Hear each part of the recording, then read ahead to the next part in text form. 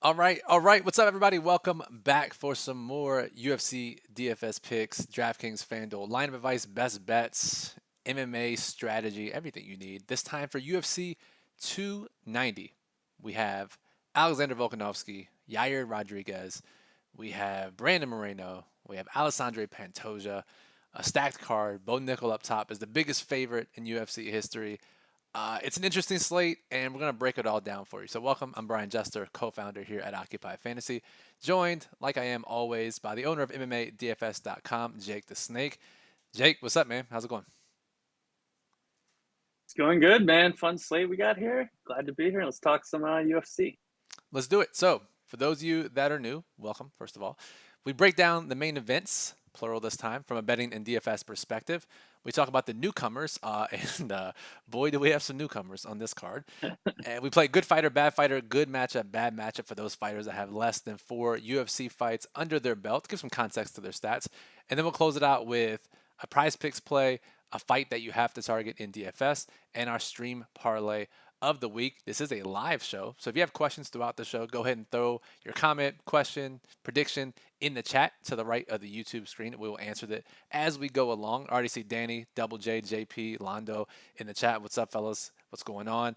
Londo says this feels like the kind of slate where maybe only one or two dogs win. And yes, I think we'll talk about that here shortly. Matter of fact, let's just talk about that now, Jake. Before we get into the main event, we have, and I'm going to bring up the Occupy model here on my end. Remember, the Occupy model ranks every fighter, FanDuel, and DraftKings with projected ownership from Jake.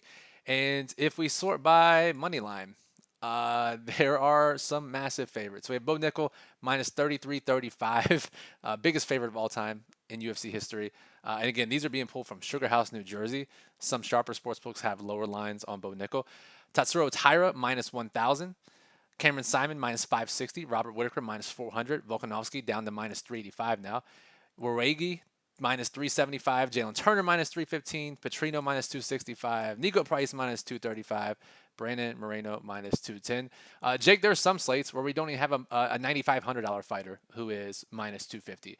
Yet we have all these fighters this time. You and I were talking earlier this week. It is kind of similar to the last slate that Bo Nickel was on, where he was the biggest favorite. We had multiple 5-round fighters. Kind of similar setup here. But what are your initial thoughts and strategy takes? And again, this only applies to DraftKings because FanDuel's pricing is super soft this week. But for DraftKings, Jake, you see all these big favorites. You see the comment from Londo about only one or two dogs potentially winning. What are your high-level thoughts? Yeah, man, it's pretty wild when we have. I was telling you, like, it feels like normally we get like one of these guys on a slate and we have like eight of them. So it's pretty crazy. I think that the common idea is, and I agree with it, is that Bo Nickel can get priced out pretty easily. It happened last time. He basically needs to get out of the first minute and not go crazy. So kind of basically like get a finish sometime in the first round after the first minute without landing, a crazy number of takedowns, like five or six. And it's pretty easy for these really expensive guys to get priced out. And I would say the same thing for, a guy like Tyra, who's generally pretty efficient, generally not getting that quick win bonus where he's going to get a takedown. He's probably going to get a submission after he gets the takedown. So it's hard for him to return value. So the two most expensive fighters, the two biggest favorites that are, absolutely crazy odds, it's a little bit trickier for them to return value. So I think I prefer some of the guys a little bit cheaper, like Simon. Your is going to be really low owned. I mean, she showed massive upside in her last fight. Obviously, I think she has a lower floor of all the expensive options, but great tournament option. Volk obviously is going to be a floor setter, and really, I mean, really good chance that Volk is going to be the highest scorer on the slate. I mean, typically on these recent Volk slates, he has been absolutely smashing. So I think, you're looking at guys that can outscore him, or you're looking at pairing one other expensive fighter with him, or finding some kind of weird combination where you get guys like Turner, Petrino, Price that are a little bit cheaper. And maybe if they all go off, then you need all of those guys. And then all of the, expensive 9K option guys get priced out. But it's a weird slate where we don't really have any mid-priced guys because DraftKings gutted the middle of the pricing. So it's very polarized in terms of the pricing, where the only guys we have in the middle are Fruit and Menafield at 82 and 8,000. And then you got these huge jump ups and jump downs to the dogs and the favorites below them because we have no 8,300 fighter, no 8,400 fighter, which means we have no 78 and 79. So I think we're going to see a lot more builds where it's three dogs, even though we're a slate where people don't really want to play three dogs. They're going to be forced to unless they just jam in, two cheap dogs and then kind of pick. There's not very many 8K cheap 8K guys to pick from. So it's like you got Crute, you got Ribovich, you got Aguilar, you've got Moreno, and then we get to the expensive options. So it's kind of a crazy slate, man. I think it's going to be pretty different than the ones we've seen in the past. Yeah. Yeah, and if you've been trying to build so far, I think most of you out there will have had some difficulty because I agree with you, Jake. The initial take is we see this many big favorites to play safer lineups for smaller contests, low risk lineups, or even you're trying to just jam in as much win equity as you can in your lineup. You can play cheaper fighters, let's say 8,800, 8,700, 8,600, because those fighters have higher win probabilities than they normally would priced in that salary slot. But like you said, because there's no $8,300 fighter, no $8,400 fighter, no $8,100 fighter, that strategy goes out the window. You can't really do it. Like if you try to try to build that strategy where you ignore the 9K options, you really can't do it. So it is a really tricky slate, and I'm really interested to see how ownership shakes out. So Eagles in the chat says, "What's up? How you guys doing? Good luck today. What's up, Eagles? Long time listener. Thank you for joining." Luis or Louis, I apologize if I got it incorrect, says, "Can you stack the main event in a single entry contest?" So that's a great transition here, Jake. Volkanovski, Rodriguez, unifying the belt, Moreno, Pantoja. Briefly, and again, for those of you who've been watching our show for a long time, this is the ultimate bias spot for Jake, who hates Moreno, absolutely loves Pantoja, but he's going to be as unbiased as he possibly can here. Jake, just talk to me how you expect these fights to play out, who you expect to win, and most importantly, when we have 2 5-round fights on a slate, what does that generally mean for what we're trying to do with our lineups? Yeah. So, I mean, just real quick on the stacking thing. I mean, for that to work out, you need a high volume 5-round decision where Volk wins, and you need only one other 2 underdogs on the slate to win for Yair to get in as a losing dog. So, I mean, can it happen? Yeah, it's happened before, and this fight might be a decent spot for it. So, I wouldn't rule it out. Just real quick, Jake. That would have happened actually last time had Grasso not got the sub in round 4. That was the same slate as Bo Nickal. She ended up winning. It ended up being a 5-1 lineup that won. But if she had not pulled off the upset late and Shevchenko cruised to the victory, we would have seen a losing 5-round fighter dog in the optimal lineup. So that is the game plan for what you're looking for. Right. Yeah. I mean, it's a pretty clear formula. You just got to build around it properly. But going back to these fights, we got Volkanovski, who's coming off the loss to Islam. Dude's still only 34 years old. A lot of people said he won the fight. I thought Islam won a close decision. I thought it was, rightfully so in Islam's favor, but super close. I mean, Volk had won 22 straight fights before that. 6 of his last 7 have gone the distance. He had that one round 4 knockout or TKO against the Korean Zombie. But I mean, the guy's just grinding out one 5-round decision after the next. And it's interesting that the market has actually been betting the fight doesn't go the distance here, considering how many decisions he's been to. I mean, you look at a lot of these finishing props, they've been coming down as the week's going on, whereas Volk's decision prop has been going up. So I thought that was pretty interesting. I still feel like it most likely goes the distance. Yair is pretty durable. He had that, I think, 2nd round TKO doctor stoppage against like Frankie Edgar back in the day, but overall, pretty durable guy. Obviously Volk's super durable. I think it's probably going to be a high volume decision, where the winner scores well. I think it's hard for Yair to outscore Volk in that situation because Volk does throw more volume. He gets more takedowns. He's the champ, in a close decision. We all know how this goes. Like the champ gets the rub in a close decision. So, I mean, Yair is going to have to convincingly win a decision or else finish him. God, I mean, are there many tougher guys to finish in the history of, fighting than Volk right here? I mean, the guy's an absolute monster in DFS. He just one huge score after the next. I think he's averaged 112 DraftKings points in his last 4 or 5-round decision wins, 114, 136 in the last 2 of those. Scored 133 on DraftKings against the Korean Zombie. Just one massive score after the next. And he's been in the winning DraftKings lineup on the last 5 slates he's been on, even in his last loss, which I know that still bugs you. Yes. Very costly. Fifth round on that one. I think it was a 200K fifth round. Yeah, That's it. That's all brutal. it was. But it just shows you his scoring potential. I mean, the guy is just one massive score after the next. And I mean, on sites like FanDuel, it's tough for people to outscore him in the MVP slot. I think there's maybe a couple guys that could do it, but it's going to be a tricky slate on FanDuel where you can pretty much play whoever you want, and the highest owned MVP is probably going to be the highest scorer. So be prepared for that to be a too good to be true slate on FanDuel with the pricing, unless something crazy happens like Volk loses. Sure. But I mean, obviously Yair at his price tag, if he wins, he's going to be in the winner. I mean, the vast majority of the time, especially on a slate like this where we don't have that many great underdogs with high chances of winning. So, I mean, we touched on it before, even in a loss, I mean, theoretically, Yair could find a way into the winner. And I don't think it has to be a fight stack necessarily, because Volk could get outscored and priced out in let's say it's a close decision and Yair scores he scored 81 points, I think, against Holloway in a decision loss. But even if he scores like 60 or something and Volk scores like 110, but the guys around Volk all score like 130. I mean, maybe it's just losing Yair in the winner and not Volk. So, I mean, I think that's probably, maybe just as likely, similar probability as both of them being in the winner. I mean, both are unlikely. Don't get me wrong. Like a stack or a losing dog are both unlikely, but not impossible. And if they were going to happen, this would be the slate to do it. But so I can see playing Yair even if you don't really give much of a chance to win. And then let's go talk about the more important fight now, the Moreno Pantoja fight that we've all been waiting on for years. While we waited for Figueiredo to finally get out of the way.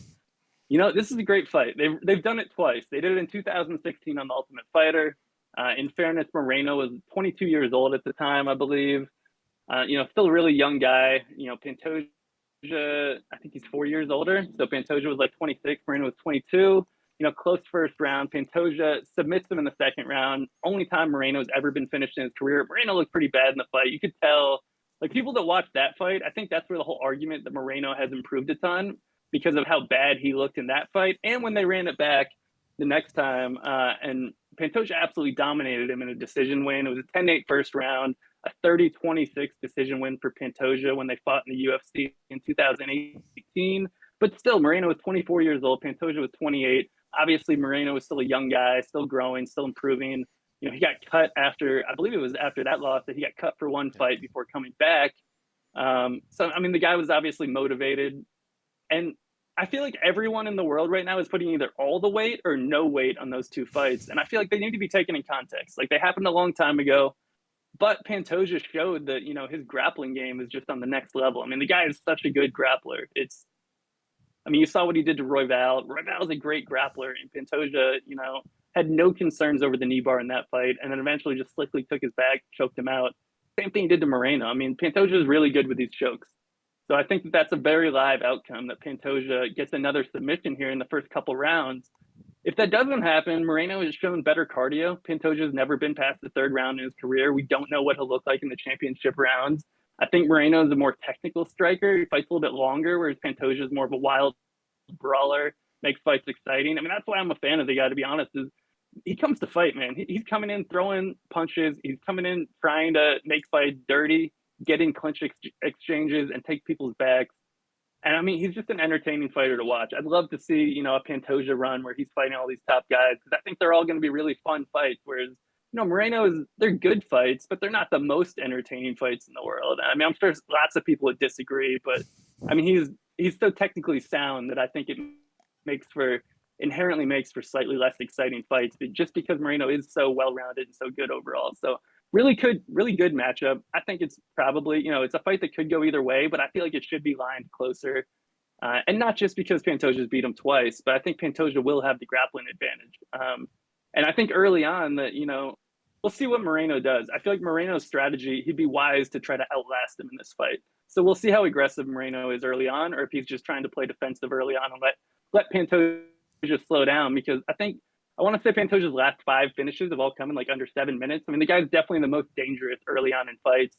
He has 17 career finishes, 15 have come in the first 2 rounds. So it'll be super interesting to see how he looks early on. But in that Figueiredo fight, he was the one marching forward and coming on strong in the 3rd round. So I don't think that, I'm not calling Pantoja a gasser. I just think he comes out hot. and he works at an unsustainable pace over the course of 5 rounds. But we'll see if he adjusts. I think it's going to be a great fight. I'm picking Pantoja to win, and I think he's live for an early sub. I know there's a lot of people on both sides, and we're expecting Pantoja to be more popular than Moreno in DFS, which is always interesting when the dog has the higher ownership. But I think it just comes down to price and scoring potential in the past. Moreno's never really been one to score especially well, and we've made a good amount of money fading him even when he wins because he gets left out of the winning lineup. So I think there's lots of ways Moreno wins, he gets left out, and lots of ways for Pantoja to win. And anytime Pantoja wins, I think he is going to be in the winner. For sure. Great breakdown, Jake. Love hearing all that. I know all the viewers loved hearing all the details there. For strategy-wise, lineup construction for DraftKings specifically, generally what we've seen is when you have 2 5-round fights, you want to stack one, play one from the other in your low-risk lineups, your cash games, your 50-50s, double-ups, head-to-heads, maybe even the smallest of small GPPs. And then for large field, high-risk contests, generally you want just one fighter, right, Jake? And if that is true, does this slate change those dynamics at all? So typically we advocate for playing exactly one 5-round fighter on these slates with 2 5-round fights. I would say that this one, I think it's a higher chance than normal that if Pantoja wins, there's a really good chance that both Pantoja and Volk end up in the winner. But Volk could get priced out like we talked about. If Pantoja loses, I think then you want to do max one of Moreno and Volk, because I think the odds are that one of them is going to get priced out if they both win. So I would definitely do a max rule of one of them, but I'm not eliminating Pantoja Volk lines, but I do think it's going to be a lot harder to get unique if you start with those two because they're both going to be popular. So you have to be a little more aware of how you're building around them. But if Pantoja wins, which I think he does, then I think there's a really good chance they both end up in the winner. So it's hard for me to eliminate those types of lineups completely. And then for low risk, like you said, play 3 of the 4, and I'm leaving out Moreno personally. I think you take the cheap 5-round fighters, you take Volk, who has the highest ceiling, and you play 3 more fighters around them, and you leave out Moreno. Yeah, I think that's the best move. I agree. Before we get into the newcomers, I just want to ask you this question, Jake. Once lock hits at 6 o'clock Eastern, we pull up ownership. If you had to guess, which fighter or fighters do you think has the chance to be, oh my God, they're so much higher than I thought, or oh my God, they're so much lower than I thought? I think Pantoja has the chance to come in way higher. Like, I think we could, we haven't projected at like right around 34, 35%. If we saw ownership and he was like 48% or something, I would not be shocked just because of the lack of great dog options. And obviously of the 2 5-round dogs, he's got the much higher chance of winning. So I would not, that's the guy where I'm like, I'm hoping he doesn't come in like 50% owned, but I would not be entirely shocked if we're under projecting him. In terms of someone being too high owned, I feel like there's a chance that we all talk ourselves off Bo Nickal in tournaments and he ends up coming in like mid 30s instead of low 40s. I don't think he's going to come in like the 20s or something, but I wouldn't be shocked if he came in lower just because it's hard to fit him in. And everyone saw his 100-point score and they're like, oh, he's going to get priced out again. Just kind of recency bias working there. Fair enough. Yeah, I agree with those. Those are the 2 spots I was thinking of myself. So glad we're on the same page there. All right, let's talk about these newcomers. And as I alluded to at the top of the show, they are, let's just say, not great. So we did have 4, but now we have 3 making short notice debuts. So let's start at the bottom, Jake. Val Woodburn against Bo Nickal. Again, we're going to keep this brief because these guys are all massive underdogs. But what type of fighter are they? What is their background, record, strength of schedule, chances of winning, or doing something at all? Yeah, so Val Woodburn, biggest underdog in UFC history, 29 years old, 7-0, coming out on short notice. Was announced as a replacement Tuesday after Gore dropped out Monday night. He's been fighting a super low level of competition, like old dudes, guys with no experience. And then you look at his record, he's got 7 wins, but the first 5 were knockouts. The last 2 both went the distance. So he's kind of, trending in the wrong direction. The guy's so short for 185 pounds. It's crazy. He's 5'8". The guy is like, Chris Curtis called him a fire hydrant. I think that's the perfect way to describe him. Yep. The thing that I think is interesting is the guy just has no neck. So he's going against everyone thinks Bo Nickal is getting a round one submission. Like there's no neck to wrap up. Maybe he'll just put it over the carotid artery and it'll still work. But I don't know, man. We see these guys with no necks and they've historically been tough to submit. So I could definitely see a knockout happening in this fight. Yeah, Woodburn, early Hail Mary, knockout or bust. I mean, hard to have much confidence in him, but I don't know, man. Bo Nickal hasn't had his chin tested, so you never know. I mean, maybe one punch, maybe the guy can't take a punch. We'll see. Let me ask you this. Let's say Woodburn loses. Going out on a limb here, he loses. What would have to happen for Woodburn to be in the optimal lineup in a loss? At 6,400. That's the only reason I'm bringing this up, because at 6,400, he's the cheapest dog we've ever had. I mean, it's tough, right? Because you have guys like Charez that are 6,600. So obviously, like if Charez does anything and Woodburn loses in round one, it's going to be hard for Woodburn to end up. But True. I mean, it's going to be one of those slates. We've seen weird combination slates when you get someone that scores like 150 points that has to be in the winner, and then you just have to fit the right pieces in around them. And if you don't get many dogs winning, then sometimes the right pieces get really weird. True. I will say that, where it's like you're looking afterwards, you're like, how did these guys that scored 90 end up in the winner, and the guy that scored 125 that's priced 100 more didn't? Right. And I think that's the type of weird slate where he would sneak in. All right, so sneak in Woodburn to your optimal lineups. There you go, folks. All right, next we have Edgar Chairez against Tatsuro Taira. Yeah, this guy's sort of interesting. He lost a decision on Contender Series to Clayton Carpenter. Clayton Carpenter is pretty good, man. That was actually he made it tough on Carpenter. The guy's 27 years old. He's Brandon Moreno's boy, so it kind of makes sense that he would be on this slate. He came with Moreno to Glory MMA, and I thought it was funny watching his Contender Series fight that Laura Senko was calling. She's like, yeah, this guy showed up to Glory, and the first thing he does is call me out to roll on the mats. And he just beats the shit out of me. And I'm just slick move, man. Slick move. Just calling out Senko for the new guy. Yeah, I'm sure that went over great. I don't know, man. He seems all right. His weakness seems to be he kind of struggles to get up off his back, which is not what you want to see against a high-level grappler in Taira here. But the guy's aggressive. He'll throw flying knees, spinning back fists. I mean, he's tall, he's long, he's got kind of crisp striking. It seems like he's in too many competitive fights on the regional scene for me to be excited about his UFC chances long term. But I think he's explosive enough that he is the type of guy that could randomly get a first-round knockout and just flip the slate upside down. Let's clip that. Derek, our social media guy, make sure you clip that after that happens. So you guys heard it here first. Chairez. So of these three dogs, are you playing the most of Chairez? I am. I think they're all super long shots. Don't get me wrong. But I think he's the one with the best shot of the three of them. Fair enough. All right. We also have Terrence Mitchell against Cameron Simon. Mitchell infamously knocked out in 7 seconds by Kai Kara-France on The Ultimate Fighter. Talk to me about Mitchell. Yeah, I mean, the biggest red flag of all, you pull him up. I mean, the guy's from Alaska, man. His whole career's been in Alaska, 100% finishing rate up there. He's also been knocked out in the first round, both of his losses. Like you said, he went on The Ultimate Fighter in 2016, gets immediately starched by Kai Kara-France. And then I don't know if that just broke him or what, but the guy, you look at his record after that, he took a year and a half off. He comes back in 2018. He fights one time, gets a submission, takes 4 years off after that, and then he moves up from flyweight to 135 pounds in 2022, gets a DQ win followed by 2 first-round submissions against super low-level Alaskan fighters, and now he's getting a shot in the UFC randomly. He must have been in the right spot at the right time. He's tall, he's long, he's athletic, but the guy is super chinny, and he's been fighting an insanely low level of competition, so it's hard to know if he just kind of looked okay because the guys he's fighting look absolutely terrible, or if he's actually got some finishing upside. Because, I mean, he'll grapple, he'll strike.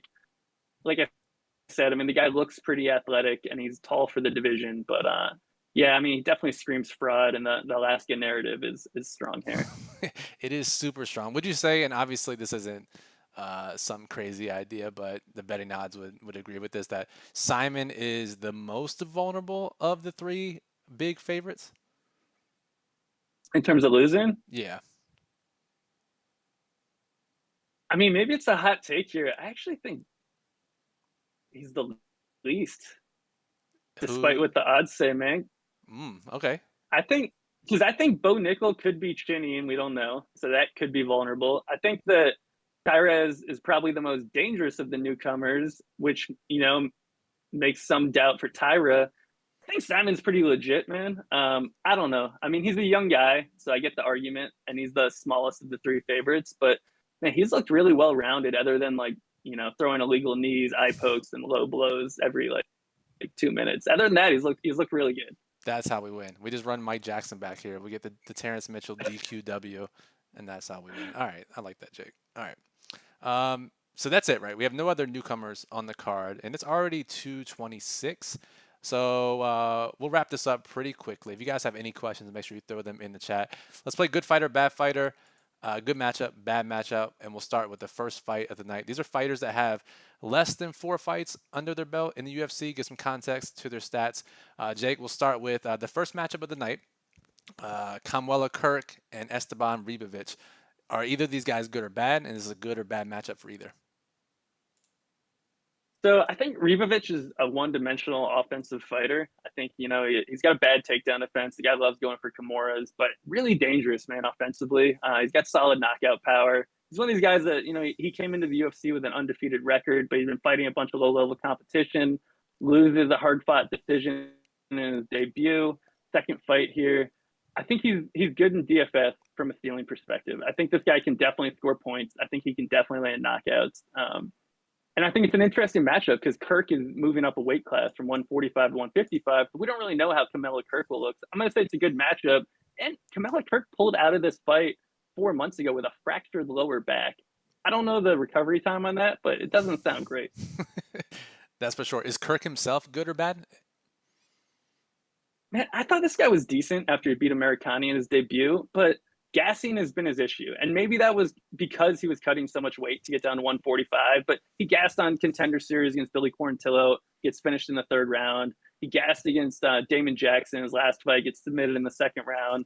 So I feel like he's a decently well-rounded fighter, but I feel like cardio, man, if you don't have cardio, then I can't call you a good fighter because that's the most important thing in the UFC, man. If you can't last 3 rounds, you're going to get finished. And you would say Ribovic has the edge in that department, right? I think so. I mean, historically, Ribovic has been, an early finisher, but I would still give him the cardio advantage. But the move in weight does add some volatility here. I think you got to pay attention to that. Kirk could look better. He could look worse after moving up.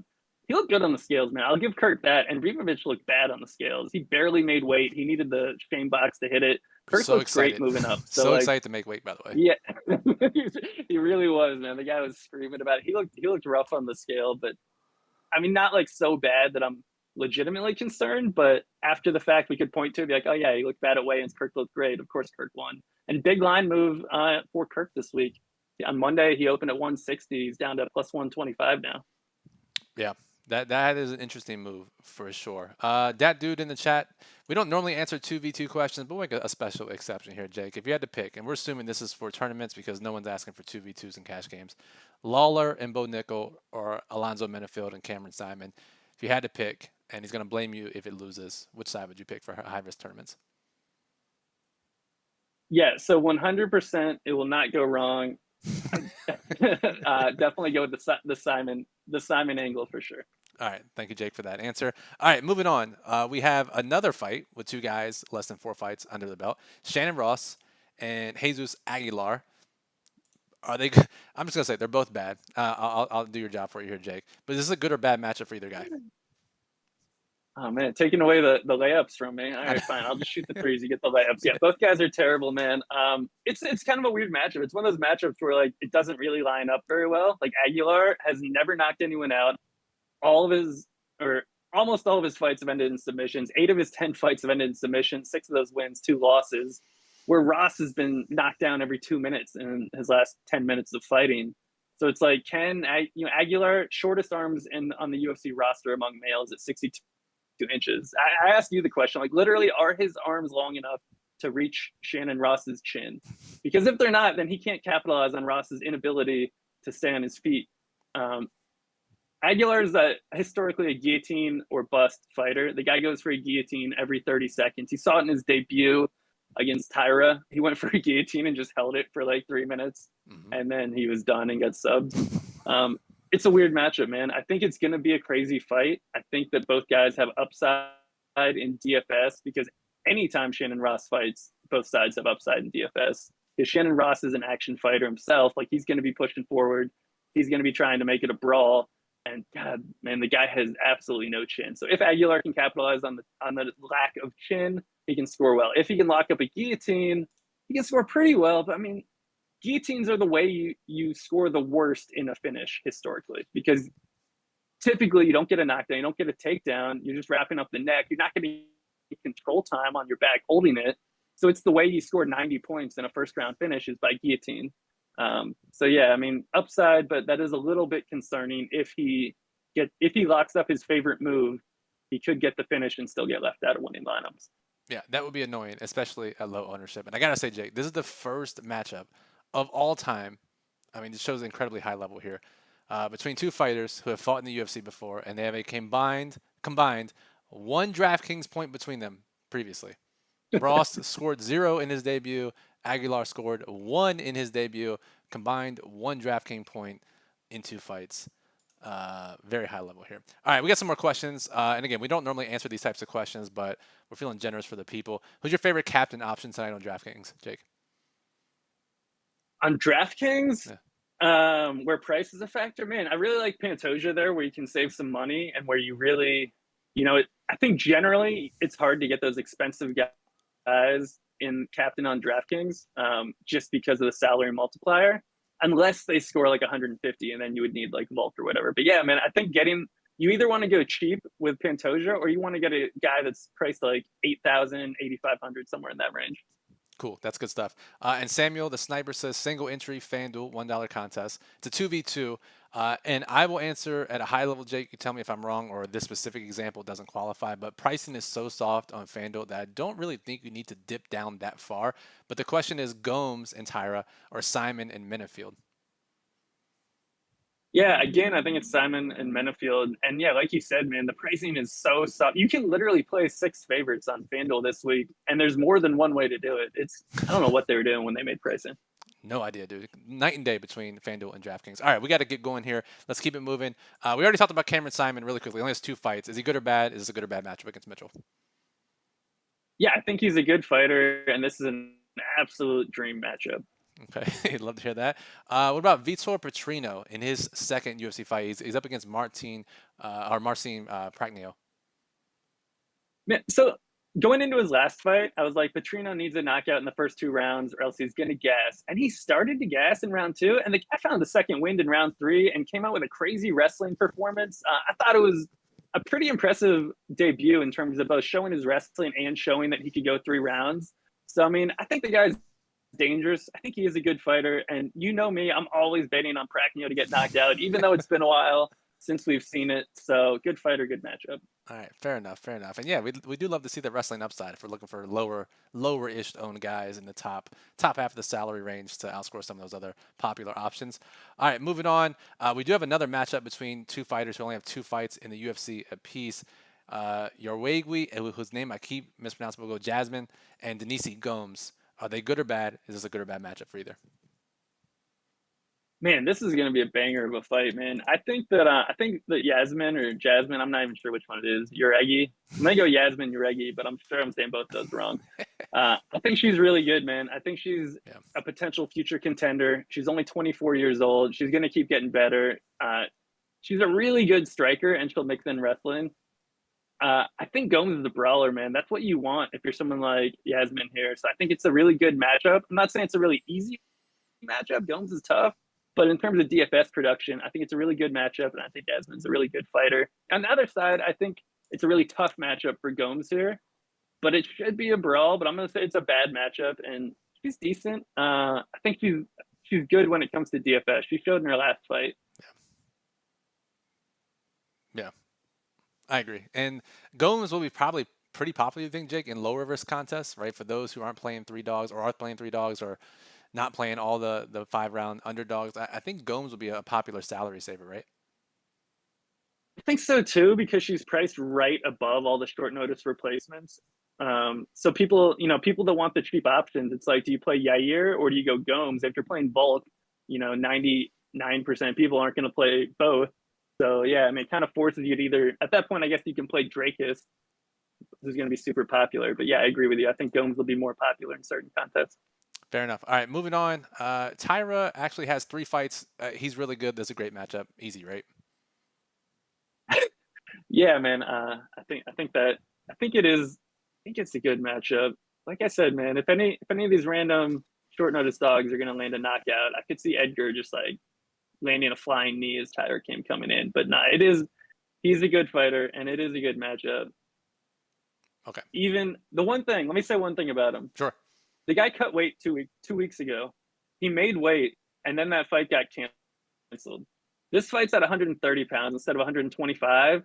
We have seen multiple guys that do the double weight cut in a short amount of time struggle. So that's Yeah. the one narrative that I think gives a slight bump up to Charas, but maybe it doesn't matter if he's going to just submit him in round 1. But I'm just going to throw that out as one potential small red flag on Tyra. Yeah, it's a really good point. That actually is a really good point. Whether it materializes or not is a different question, but I have to be right to point that out. And finally, we have Bo Nickal, right?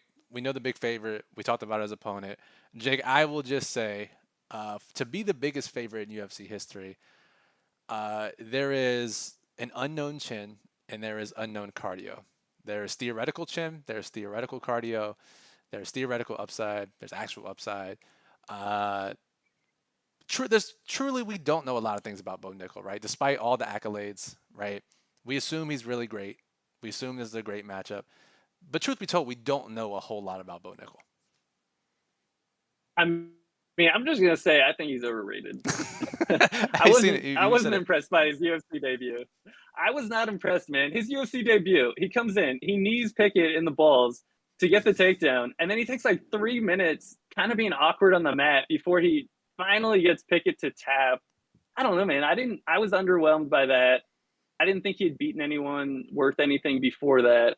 Maybe the guy's really good. Obviously, he's a good wrestler, but like you said, we don't know about his cardio.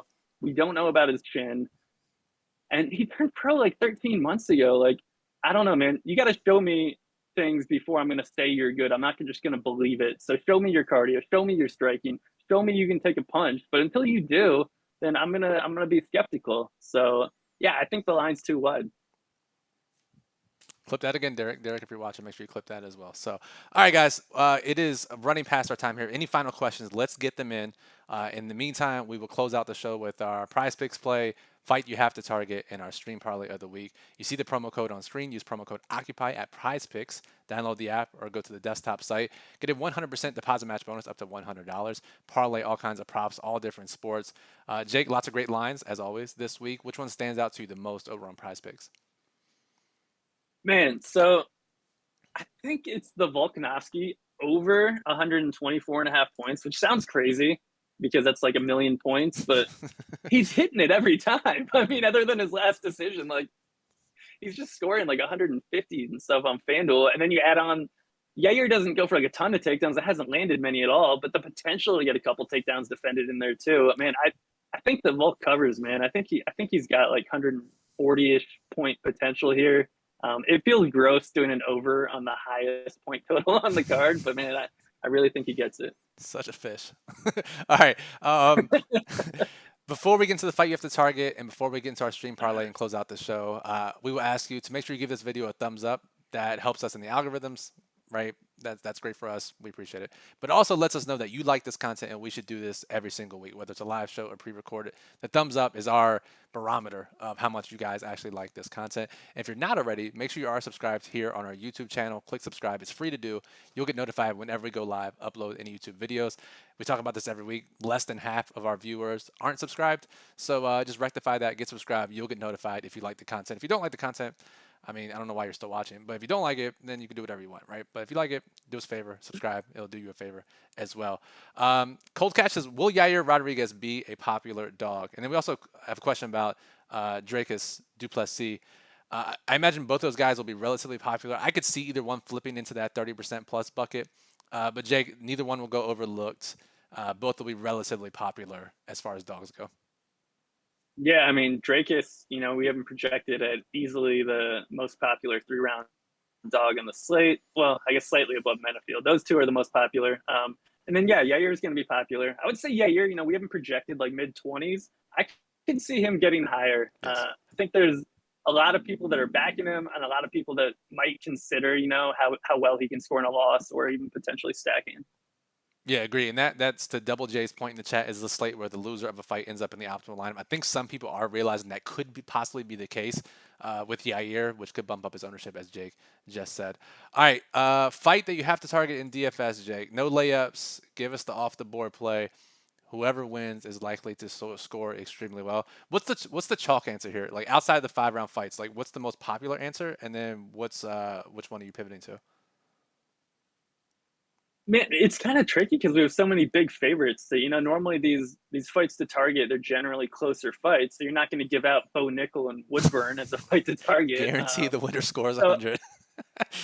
yeah, but I think the chalk one is once again just like it was last time when these guys fought back in February. Is Crute and Menafield. Both guys are going to be popular. Both guys have a lot of round one upside, but maybe less upside in a longer fight. And we saw them both popular before. I said that fight would go the distance. Go back and read the notes on that one. It went the distance. It ended in a draw after Crute had never been to a decision in the UFC. I think it probably goes long again, man. Menafield could clip him in round one. Crute could take him down and submit him. But man, both guys are a really tough matchup for each other, and I think it's going to be popular. And I want to be under on that one. It's definitely going to be a butt puckered first round to watch. But yeah, I'm going to go under again. And when I was rewriting I rewrote the write up for it, even though I literally just wrote up this exact matchup. I'm like, man, I'm like, I can't possibly do as well as I did last time. So it's just setting yourself up for failure when you're like, yeah, I mean, I guess it's probably going to go the distance again. I mean, I can't believe it even went the distance. If you watch Yeah, dude. the fight, both guys gassed so hard. I mean, that fight was absolutely insane. Crute was almost out at multiple points. Long story, just to cut that off. That'll be the popular stack. And I'm going to give out Turner Hooker. And at first, I was just going to be on Turner. The guy missed weight by 2 pounds. I think that adds some volatility. I don't necessarily think that means he can't win, but I just think it makes the fight a little bit more volatile and gives Hooker a little bit more upside. We don't know exactly what went into Turner's weight cut that caused him to miss. Did he have some injury? Was it just a really brutal cut? Both of those things would help Hooker. And I mean, maybe it's neither. Maybe he just like didn't try that hard and he's going to come in huge and just absolutely run through Hooker, True. which is why you want to play both sides of it. So Fair enough. especially on DraftKings, I'll say for Hooker because he's got a little bit of wrestling upside on DraftKings. Yeah, totally. And favorites traditionally perform better as weight misses, right? For the most part. Yeah. I mean, generally, when we've been looking at the numbers on weight misses, the dogs that miss weight have done much worse than the favorites have missed weight. And the guys that have missed by 2 pounds or less have also done much better than the guys that have missed by more. Turner missed by exactly 2 pounds. Cool. So arbitrary cutoffs, we love it. Fits the bill. Go play Jalen Turner. All right, and we'll close out the show with our stream parlay of the week. And there are a couple more questions in the chat. We'll answer those at the very end, so stick around. I'll take a bet. Jake will take a bet. We'll parlay it together, and we will buy either Lamborghinis or I don't know, Ford Fusions, depending on the payouts. I think it's more of a Ford Fusion week this week, Jake, with all the big favorites. I'm gonna go a fight that we haven't talked about. That should be crazy. Robbie Lawler is retiring. We know that generally is very bad for the fighters who are retiring. But Niko Price is not the smartest fighter in the world and likes to brawl. Should be just a pace-up brawl against Lawler and Niko Price. I'm going to go Niko Price round 2 win for my side of the parlay, Jake. Yeah, man, this should be crazy high volume. Like, Lawler has been absorbing like 15 significant strikes a minute in his last 2 fights. Just an absolutely insane pace. Against dusted dudes, by the way. Against dusted dudes, right? Not even against like top competition. Dude, yeah, Nick Diaz rolled off the couch after like 5 years or whatever and landed like 150 significant strikes against Brian Barberina, man, who I do not think is that good. Had a career performance against Robbie Lawler. But yeah, I mean, Niko Price negative 250. Like, I wouldn't bet Niko Price negative 250 that he knew how to tie his shoes, but I would definitely bet that he can land a ton of significant strikes. And this is the absolute best matchup for it, man. And I think Lawler is going to come out hot and then probably fade the way we saw last time. And Nico looked bad in his last fight, but man, I think he can put it on Lawler here and put him away. Fair enough. And who are you going to pair it up with? I'm going to go.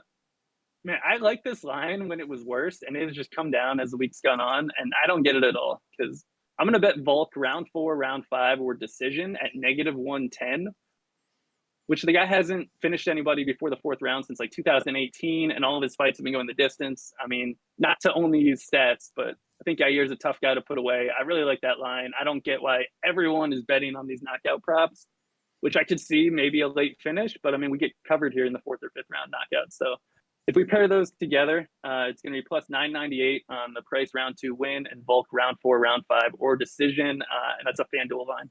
Yep, so FanDuel specific, make sure you guys go get that there. And we'll close out the show here. One final question is from G. How do you approach single entry? Should you get more favorites in there, or what's a strategy you can use? I will say, G, and Jake, you can add anything to this, is that when you can only enter one lineup, people tend to play it a little bit safer. So the highest owned options tend to be higher owned, even more higher owned than mass multi-entry contests. And the lower owned options get even lower owned because no one wants to take that chance. I would say stick to our high-risk strategies that we have in the daily plug, and don't be afraid to play 1 or 2 lower-owned options because the field is not going to do it, and those options will be even lower-owned than you would if you're playing in the $25. Yeah, man, I totally agree. And I think people like Yasmin Uregi, who have like safe floors and kind of sneaky high ceilings, and like you said, will be super low-owned, make a lot of sense in contests like that. Absolutely. So that'll do it for this show. Normally, I do all the housekeeping here at the end. Jake, I'm gonna pitch it to you. You go ahead and pitch all your work and where your stuff is, so people can find you. I feel like I take all I give you all the credit, but I don't want you to talk yourself. So you go ahead and tell people where to find your work. Well, you're a way better hype man than me. But yeah, man, check out MMA DFS. I mean, I haven't had to do this in a while, but yeah, check out the site MMA DFS. Got the archive, got the write-ups, every single slate ever. You can check out old slates, check out the current slate. Goes live Friday nights. Got the Patreon content. Got a lot of content on there. Projections, best bets. I mean, honestly, I can't even go check out the Patreon, man. I was not ready to hype my own stuff, so I do not have a list in front of me, but all sorts of stuff going on over there. And I really appreciate it.